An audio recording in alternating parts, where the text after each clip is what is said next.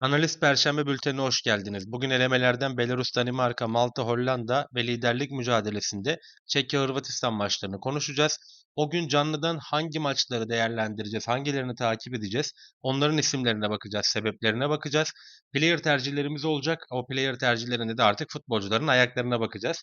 Her gün saat 4'te analistte buluşuyoruz. Kaçırmamak için abone olabilirsiniz. Haydi gelin ilk maçımız olan Belarus, Danimarka'ya geçelim. Öncelikle bir Danimarka cephesinden bakalım. Elemelerdeki ilk maçta İskoçya ile berabere kalırken 1.20'lik bir XG ürettiler. Fakat golü bir türlü çıkartamadılar. Yani topu üç direğin arasından geçiremediler. Son maçında ise direkt rakibi olan Yunanistan'a karşı Højbjerg'in yıldızlaştığı maçta 2 asist yaptı Højbjerg. Deplasmanda 3-0 galip gelmeyi başardı. Çok üstün bir oyun oynadı Danimarka Yunanistan'a karşı. 1.94'lük bir XG ürettiler. İki topları direkten döndü ve 3 tane net gol kaçırdılar.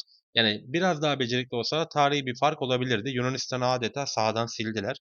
Belarus ise bu grubun zayıf halkası. İlk maçta Yunanistan karşısında dağıldılar ve sahadan 5-1 gibi ciddi bir mağlubiyetle ayrıldılar. Son maçta ise İskoçya'ya kendi evlerinde 2-0 mağlup oldular. İskoçya biraz daha becerikli olsa daha farklı bir skor olabilirdi ama İskoçlar genel olarak zaten öne geçtikten sonra rakip kim olursa olsun oyunu tutmayı seven bir takım.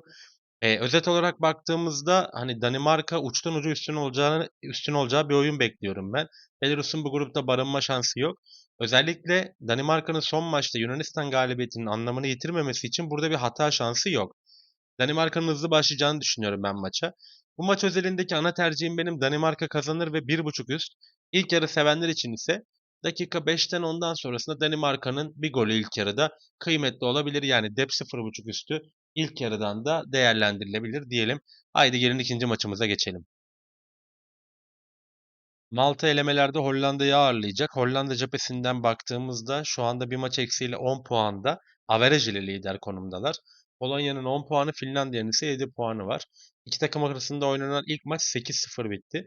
O maçta ilk yarıda 3-0 önde gitti soyunma odasına Hollanda. 12 şut atarken 3 golün dışında 4 tane de net pozisyon kaçırdı. Malta maçlara genelde dağınık başlayan bir takım.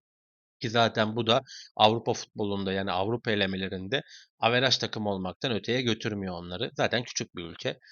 Litvanya ile beraber en zayıf halkası bu grubun Malta. Yalnız bir istatistik çok dikkatimi çekiyor. Malta'nın oynadığı 5 eleme maçının 3 tanesinde kırmızı kart çıktı. Biraz daha böyle fantezi bahis arayanlar için bu maçta kırmızı kart değerlendirilebilir. İlk maça göre oranlar açılacağını düşünüyorum ki ben de benzer bir skor bekliyorum. Hollanda hala garantilemiş değil. Hani böyle garantilemiş olsa biraz daha rolanti bir oyun olabilir ama bu maçta gene de ipleri sıkı tutacaktır. Bu maç özelindeki benim ana tercihim Hollanda'nın ilk yarı önde bitireceği yönünde olacak. Yani ilk yarı 2. Oran yükseltmek isteyenler ise combo şeklinde ilk yarı 2 ve 1.5 üstünü değerlendirebilir. Her gün saat 16'da analisti yayınlıyoruz. Kaçırmamak için abone olmayı unutmayın. Beğenileriniz önemli. Bir beğeni bırakırsanız çok mutlu oluruz. Hiç gaz kesmeden haydi gelin üçüncü maçımızda devam edelim. Üçüncü maçımızda Çekya Hırvatistan'ı ağırlayacak. L grubunda iki rahat takımın mücadelesi diyebiliriz. Gruba baktığımız zaman Hırvatistan ve Çekya gücünde hiçbir takım yok. O yüzden burası bir ve 2'nin yarışı olacaktır diye düşünüyorum. 12'şer puanla birinci ve ikinci sırayı paylaşıyorlar. Hırvatistan'ın burada bir maçı eksik. Yani Dünya Kupası elemelerinin en belli grubu diyebiliriz. Burada kritik nokta hangisi direkt gidecek, hangisi playoff oynayacak aslında. İki takım da gollü maçlar geçiriyor. Özellikle Hırvatistan 4 maçta 17 gol atarken sadece kalesinde bir gol gördü.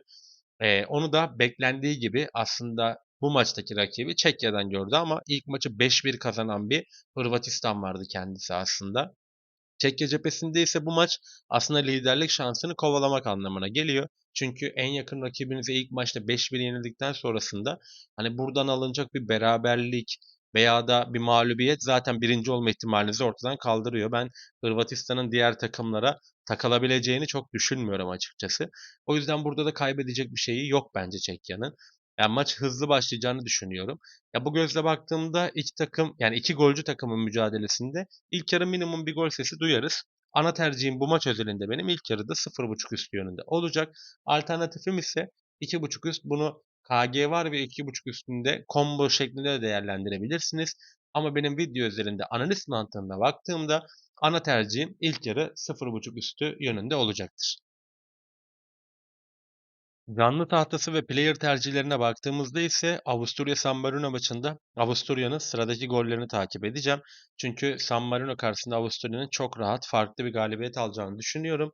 Malta Hollanda maçında maçın kendi analizinde de söylediğim üzere Malta'nın kartını takip edeceğim. İlk maçta toplamda 3 sarı kart çıkmıştı. Ama ben bu maç özelinde bir kırmızı kart bekliyorum. En azından sarı kartları takip edeceğim.